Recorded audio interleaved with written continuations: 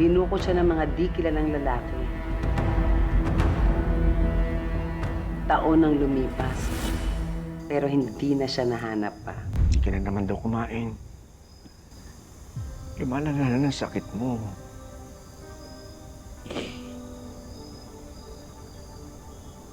Limang taon na tayong naghahanap sa anak natin, Enrico. Hindi pa rin natin makita si Celestine.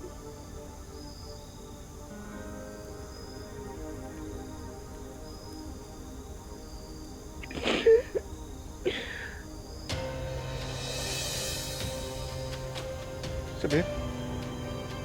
Isabel? Isabel? Isabel? Nang mamatay si Ma'am Isabela, Isabel? tuluyan nang nawalan ng kulay ang mansyong ito.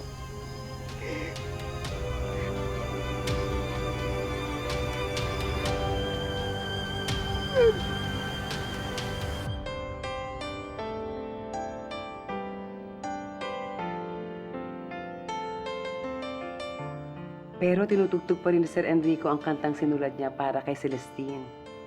Umaasa siya na maririnig ito ng nawawalang prinsesa at babalik siya sa amin.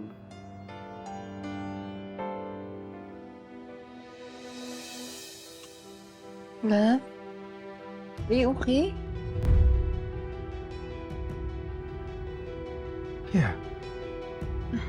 Halika, kain na tayo. Sige, susunod na ako.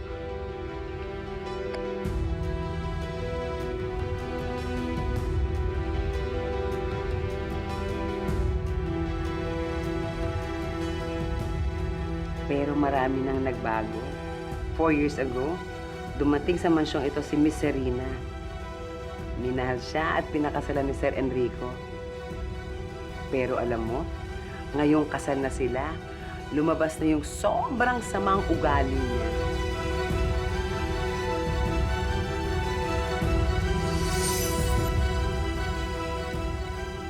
Sana nga po, buhay pa po si Celestine. At sana nga din po, makabalik na po siya rito. At sana rin, magbilang anghel ka.